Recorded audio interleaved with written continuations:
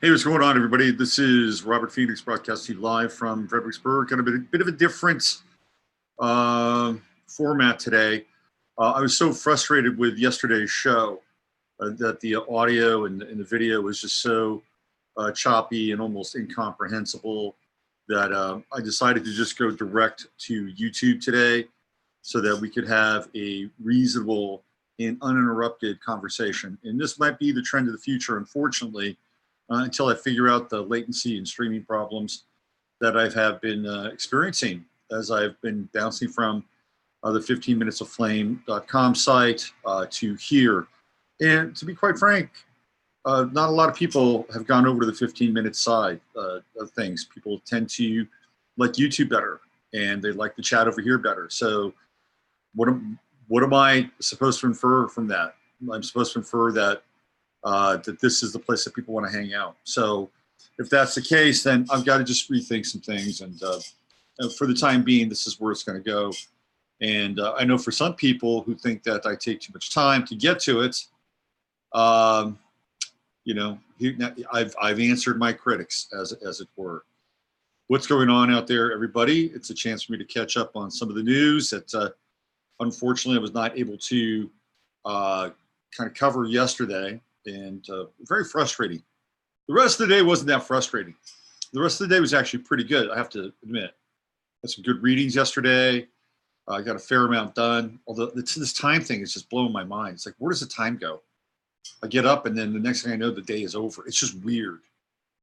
It is absolutely, and it's not like I'm lollygagging and just sitting around and watching the minutes go by. It's just like, it just goes. We're in some kind of very strange time zone. Or not time zone, but sort of quantum time displacement. That's what it feels like. I don't know if anybody else is experiencing that. What's going on in the chat room? Well, you're not fooling around today. No, I can't fool around. What's going on, Mary? There's Kathleen. Hello, Kathleen. Not up yet in California. Hey, Justice, I blame Zuck. Why not? Let's see. Good morning, Bonnie says. I'm ensconced in the Airbnb. That's Steve and Chris Crimmy. Great place to hang out. There you go. Nice to see you, Bonnie. There's Maury, 10 Dragon. Hey, Joe. Nice to see you. Yes, time is very strange. It's just incomprehensible to me at this point. Get up and so it's like if you want to have kind of a regular day, you got to get up at like 4 a.m. or 5 a.m. to start your day. And then you got to get to bed at about 11 just to stretch it all out and make it feel like it was a legitimate 12-hour day. It's okay if you can get by on 4 hours of sleep. Why not? Why not? If you can do it, why not? How many hours of sleep does Trump get a night? Does he get like 4 or 5 hours? Something like that, something outrageous like that. It's okay. Good segue for the Trump piece. He's under fire again. This is all due to the phone call. Now it's a fucking phone call to Ukraine.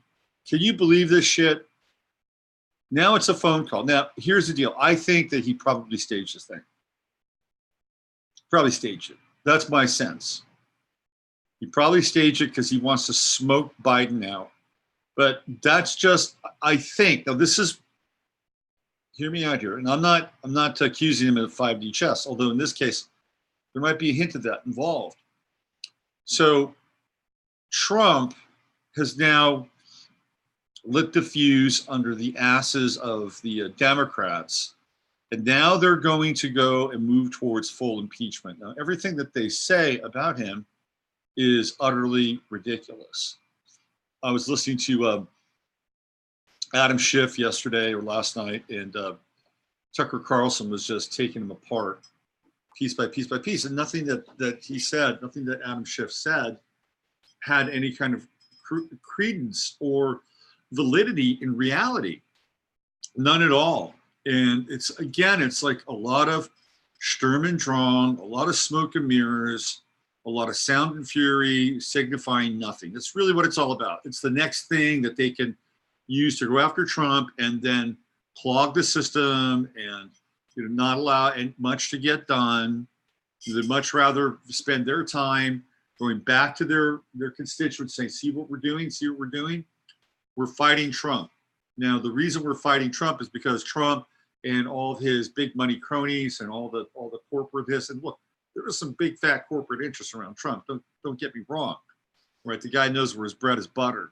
But they're saying that if we take him down, then it's a very good chance that we can get our Green New Deal into play.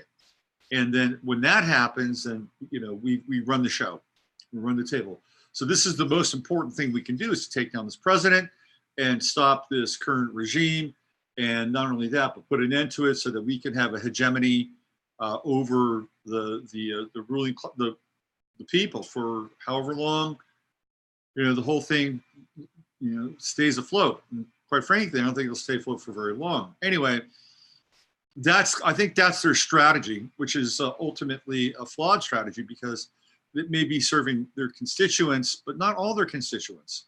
Not all their constituents have the same kinds of ideas and goals that are sort of being fostered by this hard new left in a lot of ways. Okay, so there's another side to this that I wanted to talk about, and I ran across a post last night online which brought up some interesting thoughts and ideas around this whole situation with Trump and what's going on. So there's a theory now that Trump actually wants to move towards impeachment. That this is something he actually wants to do. I don't think he's afraid of an impeachment proceeding. I don't. I think if anything, he may be a bit, I don't want to use the word scared, but I think he would have some trepidation around what might come out around his kids. And astrologically, we looked at that before, with the South Node going through his fifth house in the sign of Capricorn, which is house of children. Of course, Don Jr. is a Capricorn. What's interesting about Don Jr.? His current squeeze, Kimberly Guilfoyle, who was Gavin Newsom's ex-wife, used to be a Victoria's Secret model. Now, maybe this is pre-Lex Wexman or Les Wexman. I don't know. But she came through the Victoria's Secret model pipeline, and Vanessa Haddon, who was his former wife, was also a model, came through a kind of a high society modeling agency. And she had been lovers with the son of Bandar Bush, who was basically Saudi Arabia's envoy to the United States, and then later took over Saudi Arabian intelligence, their version of the CIA. Anyway, Vanessa Haddon, was the lover of the son. And she got very uncomfortable because of the son's ties to Al-Qaeda. So eventually she left him, and then she hooked up with Donald Trump Jr. The whole thing is incredibly incestuous, isn't it? It's just so incestuous on a number of different levels. Anyway, so here's the idea. Here's what I'd heard is sort of the plan. The plan is to have Trump get into an impeachment arena and then get this thing to the Senate, where there would be a trial. And if that were to occur, then Trump and his counsel would then use that opportunity to call everybody out. Like they would all get smoked out. It would be everyone from Loretta Lynch to Bruce Orr to James Comey, Clapper, the gang, Charles McCabe, the gang. The gang's all there. So this could be part of a longer play. And if that's the case, if that is the case, and they're able to bring up the stuff that they want to, and this would not be a Nadler run inquisition. It would be on Trump's side. Then they could basically flesh everybody out, smoke everybody out, and then just put a spear right through the heart of the Democratic Party, potentially. It's what I've heard, that this is part of the plan, and to get it over with, because it does have to end. This is just ridiculous. It'll end. The Democrats will say, well, it's like the war on terror, right? When's the war on terror end? Well, technically speaking, the war on terror has ended. Did you know that? Guess who DHS says that the greatest terror threat in the world now is who and what? Domestic terrorism. Domestic terrorism based on white nationalism. So as of like last week, the war on terror with international terrorists is over. Were you aware of that? It's done. It's over. Now there's another war on terror, and it is national terrorism and domestic terrorism. And this leads me to my next story that I wanted to cover here. It's a very important one, and one that the mainstream media is not covering and is totally sleeping on. So let me get into, I can do screen share now. The wonders of real-time tools. There we go. This is it. This is the shot across the bow right here. This is from CBS Baltimore. This happened on November 5th of last year. Okay, but it's something that you need to pay attention to. And this is how a red flag law works.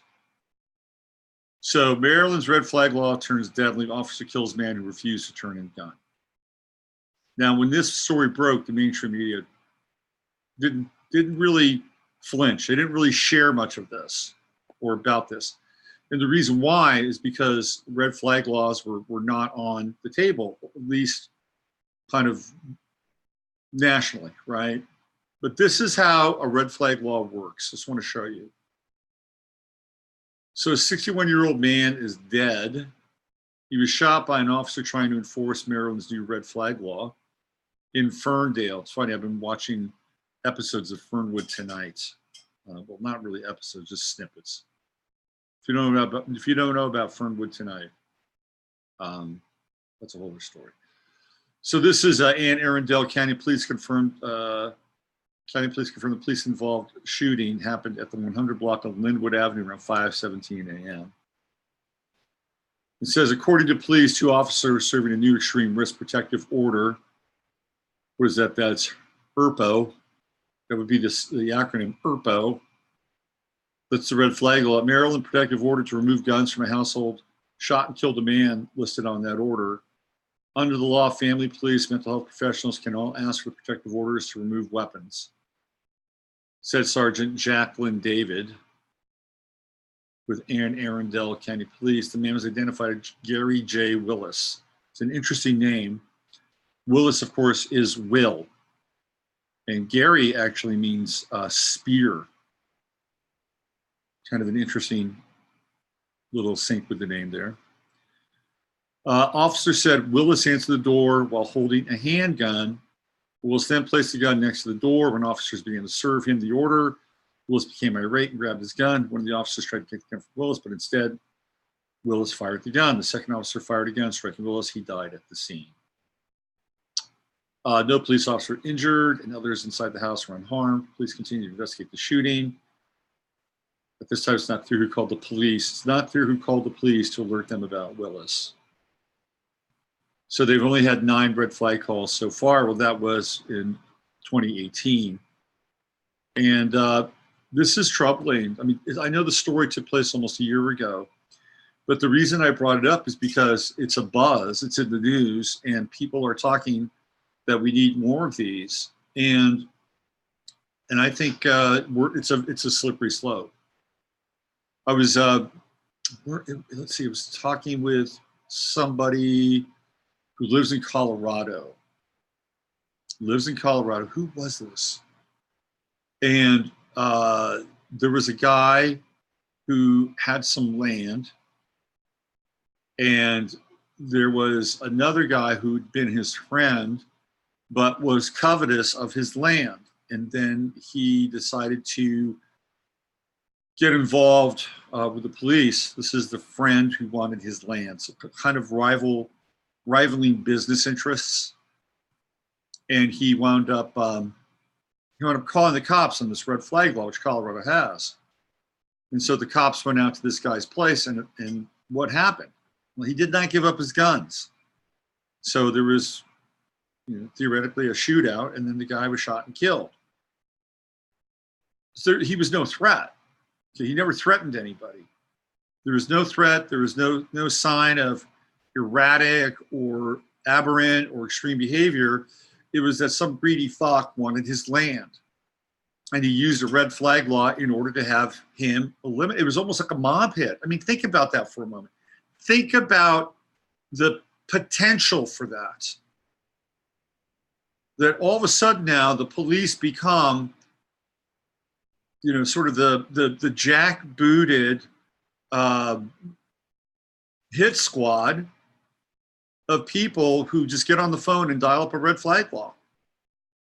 Like if you don't like somebody, or you want them eliminated, or you want them taken out, I mean, one theoretically would think that maybe, just maybe, justice would prevail and cooler heads would prevail, and the cops would come out there and they'd say, "Oh wow, you're fine. Oh, you're good. It's got a call about you. You're good. Make sure you don't do anything out of the ordinary. We're good." That doesn't really happen that often. So now it becomes this incredibly manipulative force and manipulative stratagem on people's parts. If they need to, if they want to, they can always just call the cops. I don't like that guy. I don't like him. I want him out. He's acting really suspicious. Now, right now, red flag laws are, I think there's 5 of them. I know Oregon has red flag laws, and they've already had an issue with it. Colorado has red flag laws. Maryland, I think 2 other states have red flag. They're unconstitutional. Bottom line is they're unconstitutional, and people in those states should challenge those laws as unconstitutional. Because now we're into the whole state's law versus the Constitution, and it's a slippery slope. But the bottom line is, right. So I guess states, if a state is going to go in that direction, and they're going to choose to abrogate the Constitution, and yet they still want things like federal funding and federal taxes, I think the federal government should just take a middle finger and hit them, right? Say, screw you. You're not going to get. You're obviously much more interested in running your own show, so we're going to shut down. I mean, it's kind of what Trump has done with California, and I don't know the full details, because maybe there's still money flowing through some pipeline there, but he's cut down and shut down a lot of it. And I think it's kind of a worthwhile action, because if a state says, "Well, we're going to go in this direction, we're going to do this, we're going to do this," and fence is fine. You go do that, and we're not going to play nice with you in these other areas. And that's how the end begins. By the way, that's how the end begins. So the red flag laws are unconstitutional. And they're bordering on basically employing the cops as would-be sort of mafia hit squads. Just think about that for a moment. Would-be mafia hit squads. I was watching this video last night. It was an interesting video. It was a guy, he's got a lot of subscribers, this dude. His name is, I think it's Tao Highway, or Dow Highway, Taohwy. The guy's got a very slick YouTube channel. I mean, he's got it all kind of wired. You could tell he's a software guy. He knows what the fuck he's doing.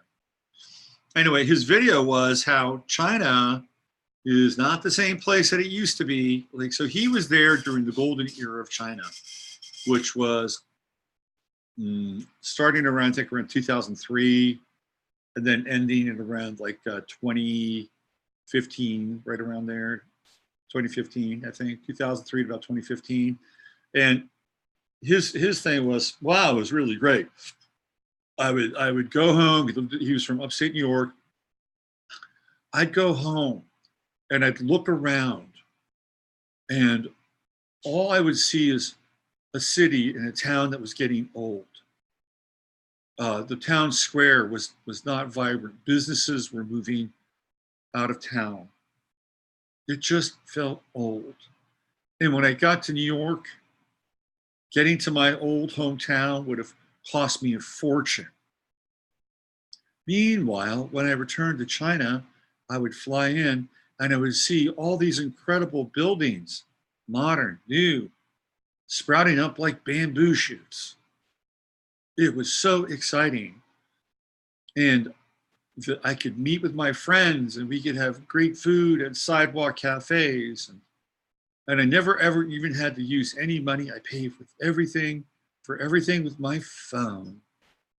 And I was allowed to be able to pursue my passion, which is motorcycles and making these videos from my YouTube channel. And then all of a sudden, guess what happens? This dude starts getting visits from the Chinese police.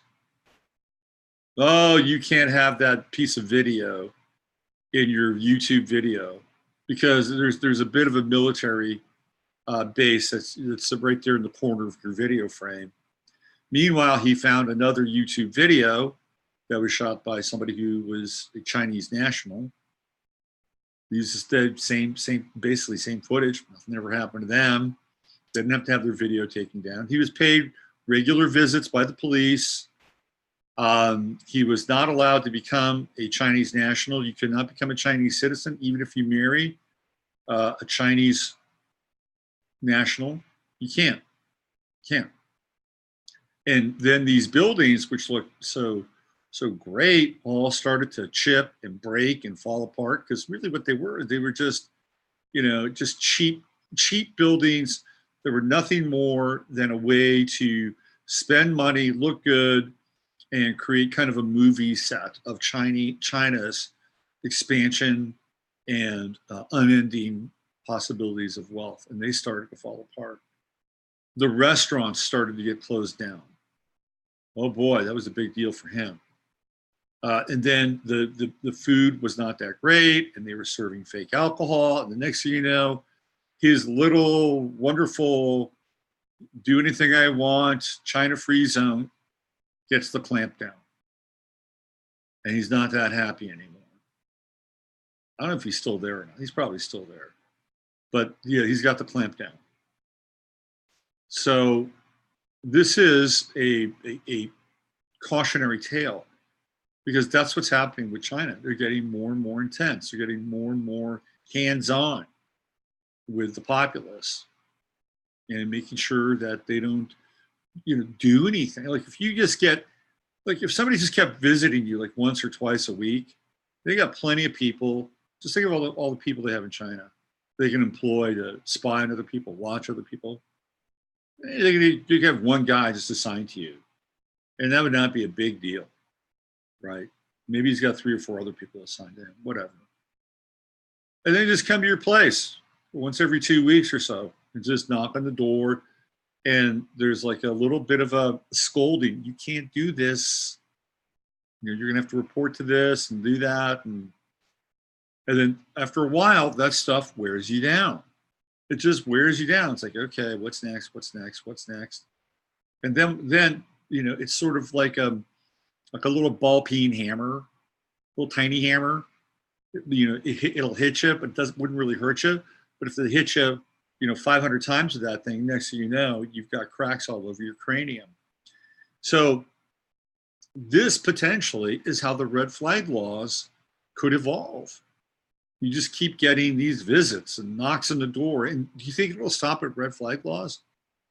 We've already seen in Oregon how the red flag laws were tied into visits from home health nurses. So now you've got in Oregon really the terrible, terrible, terrible assemblage of the police state.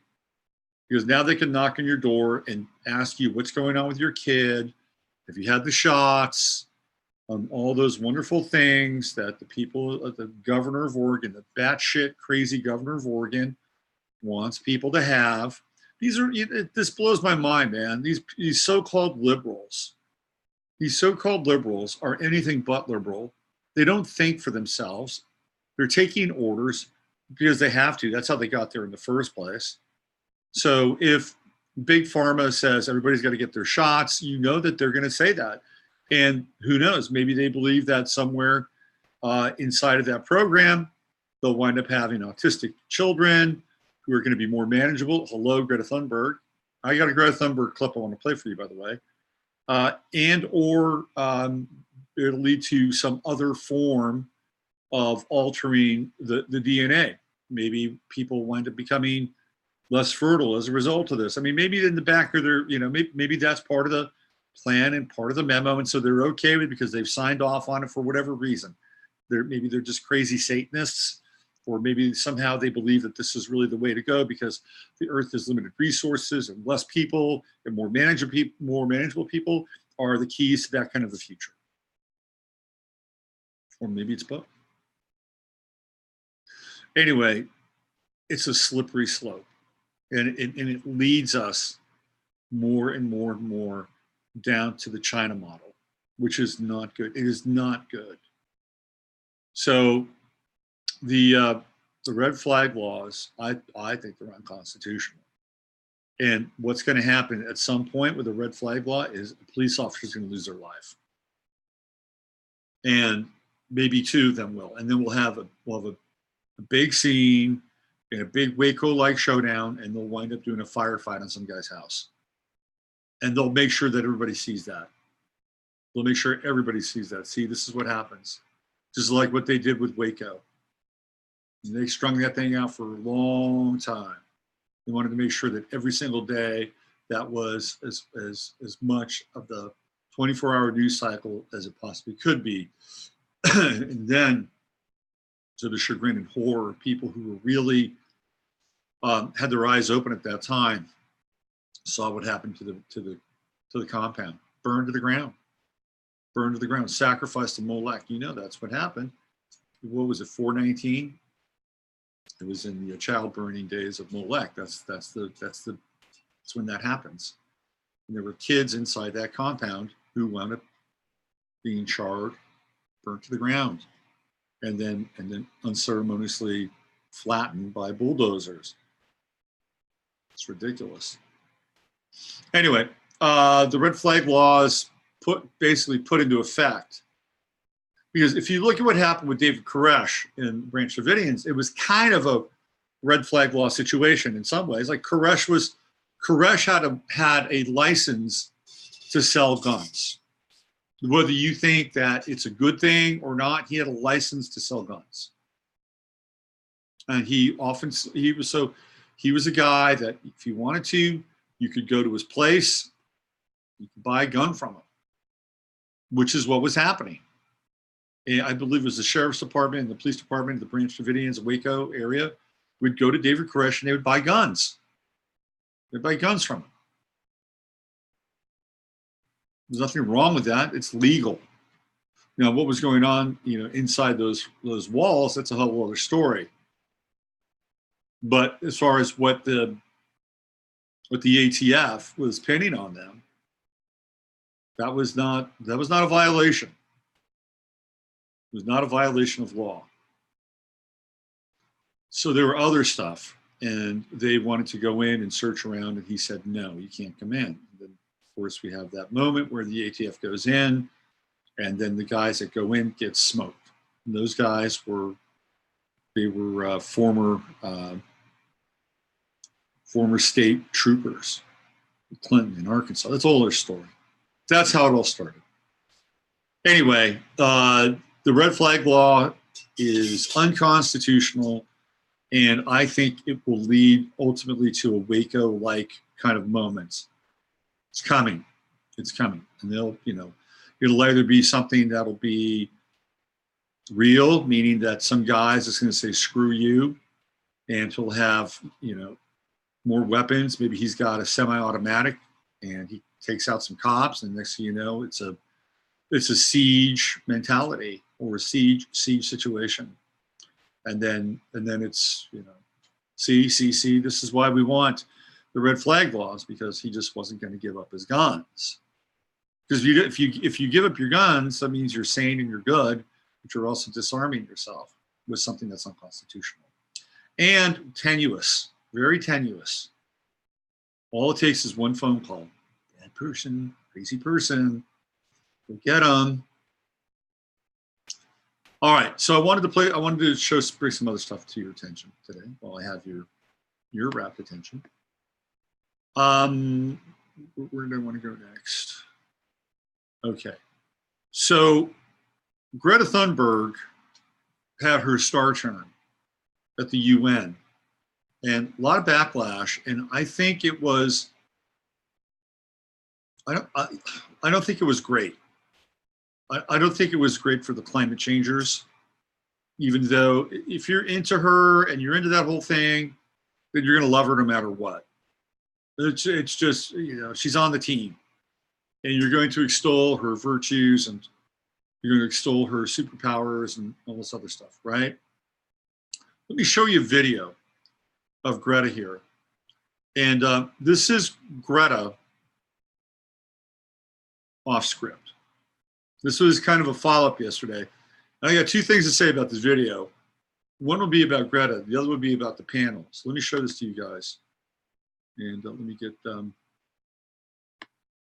screen share action up here.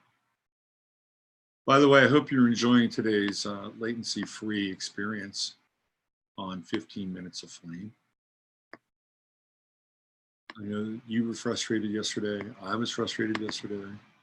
We're all frustrated. That's not good. That's not good. All right, here we go. Let's see. Share computer sound. There we go. Let's do that. And let's share this. Here we go. And here is Greta yesterday when she is asked a particular question. You got to hear this. Got to watch this. Here we go. Message, what you are doing here today, what kind of message would you send by doing this to world leaders? And also kind of ask you, do you think it's about time that President Trump would respond to what you have said today?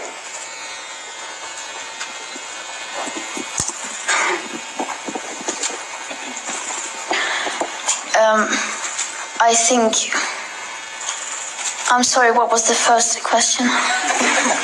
What's the message you would like to send to our leaders by doing what you are doing? I think what we want to send is, the message we want to send is to say that we have had enough. And anyone else wants to ask that question? I can't speak on behalf of everyone. Anyone wants to answer about the message to world leaders?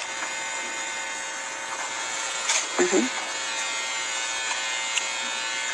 What about President Trump? He's here today. Do you think he should respond in any way? I think maybe you should give some questions to the others as well. Yeah. Could you please tell us what kind of... Okay, so I want to break that down. This is her unscripted. First of all, she doesn't have the acumen to understand more than one question that's being asked of her. But that's okay. Neither did Robert Mueller. So they have something in common. But she did not have the acumen or the mental faculties to answer two questions. One was one question, which was sort of the main subject or topic, and the other was a sort of tangential question. That's like, well, what do you have? What do you want to say to the world leaders? And she was not even equipped to do that at all. She wasn't equipped to do that at all. She didn't have a script. It's embarrassing.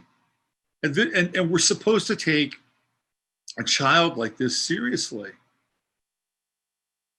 And then the second thing that I want to share about this is that, apparently there's, these are these youth leaders, so she said, does anybody else have anything to say about this? And they're silent. They're silent. You know why they're silent? Because they're scared shitless and they're being asked to comment on an extremely controversial and perhaps planet-changing topic. Like, there is so much gravity around this idea that we're going to flip our system and basically go into this Green New Deal, which is sort of the new gray area, of austerity. That's what it's going to be. And they're asking these kids to sell that idea. And to their credit, they kept their mouth shut. That's a lot of pressure to put on the shoulders of these children. And I think it's quite unfair, to be honest with you. And I think that Greta's parents have a lot to answer to, because that girl was unprepared for that moment. Maybe because she's autistic, it doesn't, it's like, so what? Oh, it's all fun and good. And autism is a wonderful thing. It's a superpower. And if I can't handle a question, I can revert to being a 6-year-old. I mean, and maybe that's like, oh, well, gee, okay, you served your purpose. But this is exploitation of the highest order, and it's terrible. It's deplorable, to be honest with you. The parents should be utterly ashamed, because they're essentially prostituting their child, to be a front person, spokesperson for planetary changing agenda and movement and goal. And it is not fair to the child. And I don't care if she comes from a long line of Masons. I don't care if she's in on it with her little Illuminati symbolism of the Eye of Horus, which she's on a couple of occasions. I don't care if she's still a child. It's not fair to her. However, that said, I think she's open and fair game for criticism, because she's on the world stage. She's speaking in a world forum. She's taking on a position that adults do. And so she should be able to deserve any criticism, no matter what her malady is, no matter what her condition is. She's essentially a human shield, is what she is, which is, I think, not just unfortunate, I think it's criminal. Now let's take a look at this panel. This panel is interesting, even though it's kind of blurry and fuzzy. I can kind of make out what this panel and who this panel consists of. Here you have a young woman. Okay, she is a so-called black young woman. I don't know where she's from. She could be from Africa. She could be from Chicago. I don't know. Then you have Greta. Then you have the tall blonde young woman. Then you have another Caucasian, so-called Caucasian woman. And then over here, you have, looks like a young African-American male. And next to him, who knows, maybe somebody who is mixed race. Maybe they're both mixed. I don't know. What you're not seeing here is you're not seeing a young white male. There's a reason for that. There's a reason for that, because they're saying that this is your future. The youth of America, this is your future. The youth of the planet, this is your future. And I guess you got some other, I guess you got some other people down here, right? Okay, but look at them. Same deal. Same deal. That's the unspoken narrative there. That there are just certain individuals, or certain individuals who represent a certain group. They're not invited to the party. They are not the vision and the participants of the world to come. This is the symbolic representation. Because if they were, they would be there. Their handlers or their Sunrise Group leadership would promote them and say, get on out there, Johnny. Go fight for the climate and for the future of the planet. You see that? I don't see it. Not at all.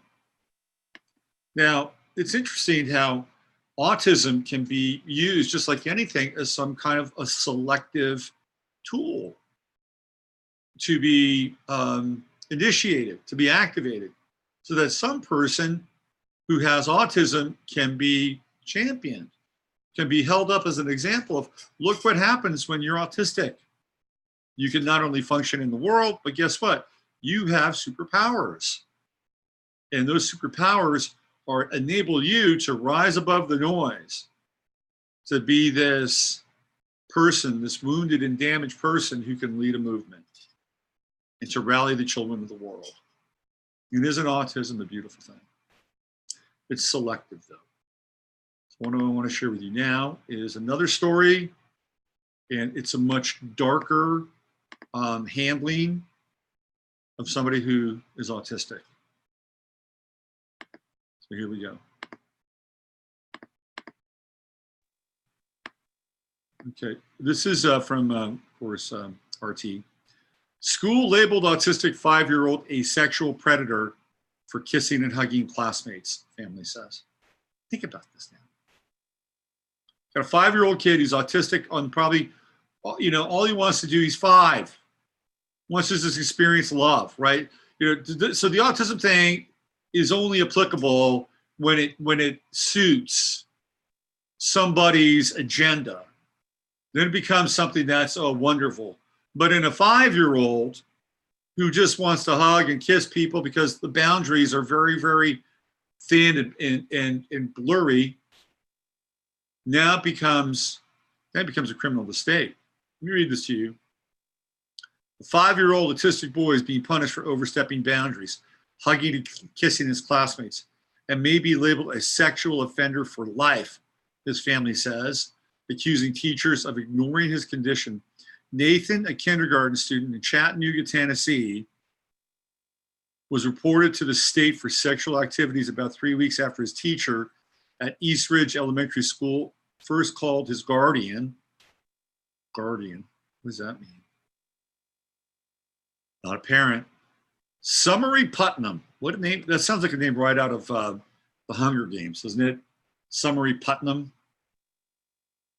To complain, the boy had hugged one classmate and kissed another on the cheek. You need to have a talk with Nathan about boundaries, Putnam said. The teacher told her. The guardian pleaded for understanding, arguing that if you don't understand how autism works, you'll think he's acting out or being difficult. But that's not the situation. But her pleas apparently fell on deaf ears. Less than a month later, the boy's overly affectionate gestures had gotten him in hot water with the state authorities. He's 5.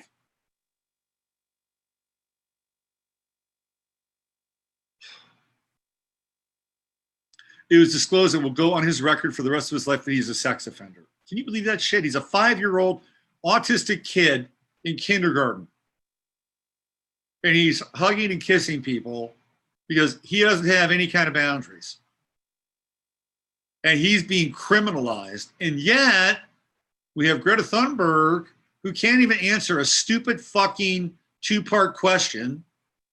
And she's being lionized, sanctified, as the Joan of Arc of climate change in the face of a new generation that has had enough and is going to say no and turn on the dominant paradigm, their parents, their culture, and they're going to get in the way of everything that is connected to the previous 2,000 years on the planet. Can you see the hypocrisy here? A little boy, 5 years old, 5 years old. And he's going to be a sex offender for life? Debbie Amick wrote in a Facebook post, he shouldn't be treated like this. The kid doesn't even understand what sex is. She elaborated to the local media. What do you do when a 5-year-old is being labeled a sexual predator? Accused of sexual harassment by the school system. The principal insisted school staff had reprimanded the boy repeatedly. He's got autism. The spokesperson for Hamilton County Department of Education claims school personnel are required to report concerns regarding the children to the Department of Child Services. Sounds a lot more like China every day, isn't it? Nathan has been removed to a special education class with a different teacher, but the damage may have been done. Disciplinary measures can remain on a child's record for their entire secondary school career, even if he isn't blacklisted as a sex offender. So you think maybe after the first time or second time, the teacher would have said, you know, there should be a better environment for Nathan. Let's find him one. But instead, they're trying to treat him like a normal kid. Theoretically, he's not. Just like they're trying to treat Greta Thunberg like a normal kid. She's not. She's not. Without a script, what is she? She was revealed. She was revealed as being an absolutely inadequate spokesperson for anything remotely outside of the realm of, you know, demanding a new menu for the school lunch program. Okay, that's about the level at which Greta Thunberg should be actually involved in. And to put her on a dais, on a podium, at the UN, to talk about something incredibly serious, which is a paradigm shifting idea that brings us closer to, again, Chinese censorship laws. Because you know it's going to, Mr. Morris, you know you've been driving too much lately. You know what they say about people that drive too much? They have issues. Mr. Morris, you have to drive less. What are you running from in your life, Mr. Morris? What are you evading? Why are you spending so much time driving? Because I like to get in my car and look at the landscape. It was really funny that guy who was so in love with China, that's now complaining about China, he was talking about when he went to his place in upstate New York, he talked about how nature, he would look around and see all these trees of nature and how it felt like it was choking him off, and cutting off the possibilities of what could be for some urban paradise where everything is delivered to you, via fucking drone, and you get to pay with your cell phone or the wink of your eye, or whatever kind of easy payment system he'd love to have, right? Anyway, that poor kid, nobody will talk about this. Nobody will talk about how everything is just so selective. And when it fits a narrative, they'll plug it in. And when it doesn't fit a narrative, what they will do is they will railroad that individual, that person, that experience to fit their program, which is about ultimately more control. I mean, think about it. The 5-year-old kid, he's got autism, and he's now potentially a sex offender for life. Because guess what? It fits a particular narrative, which is about control at that level. But you see Greta Thunberg's outside of that. And that in and of itself speaks to the model that these people want to promote. That there are different rules. And we know that there are different rules anyway, right? There are rules for Jeff Bezos and Amazon that don't exist for Jeff Smith and his 5 and dime store in Bastrop, okay? There are 2 different rules. Jeff Smith in Bastrop is paying big taxes. Jeff Bezos in Seattle paying 0 taxes. So we know that that exists. But this is even more blatant than that. There's always been that narrative in the United States and in the world in general. There are 2 rules. There's the rules for the rich and there are rules for the not so rich. But this is different. This is very different. This is not about income, because that's really where those rules sort of have constellated. This is about behavior. It's about perception. It is about the application of will and individuality. And so the ruling class in a system where those rules are defined, they can do whatever the fuck they want. They can bring Greta Thunberg to the stage of the world, New York City, the UN, and proclaim her a climate messiah, while a little 5-year-old boy in Tennessee, who is probably just as autistic, maybe not more, is hugging and kissing people and now he's a sex offender for life. That is your future. That is your future if we allow this future to take root and take hold and become part of our experience. And it's not even a political thing. People say, Robert, you talk about politics too much. Look, we're in the throes of a spiritual war, okay? This is where it's at. We are in the throes of a spiritual conflict.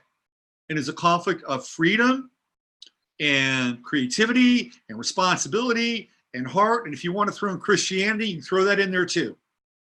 And on the other side, you know what those other virtues or non-virtues are. It has nothing to do with politics. It has everything to do with being a human and not being an ant that can be crushed by the Babylon system. So you better wake up. If you haven't gotten the memo yet, you better wake up. Because I just showed you the most extreme example that you can see.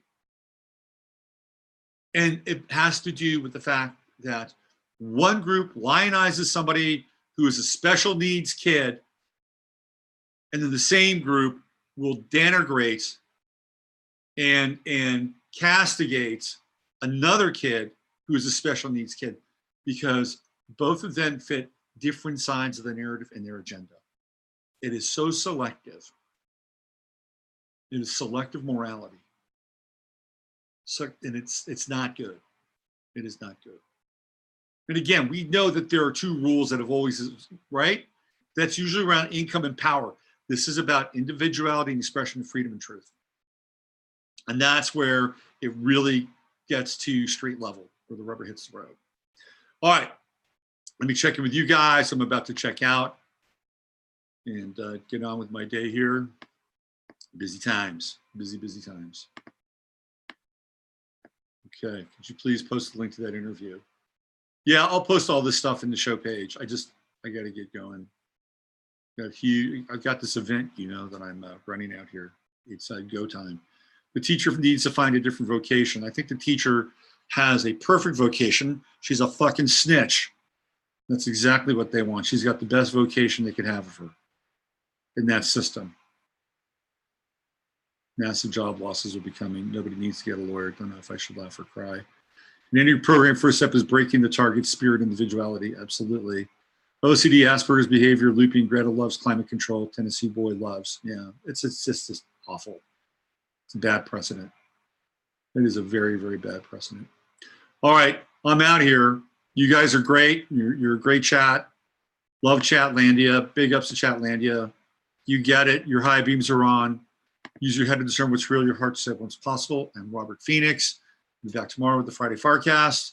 In the meantime, take good care of yourself and let the spirit of freedom and love, and let's just call it for what it is, the Christ consciousness, radiate from you through the rest of the world.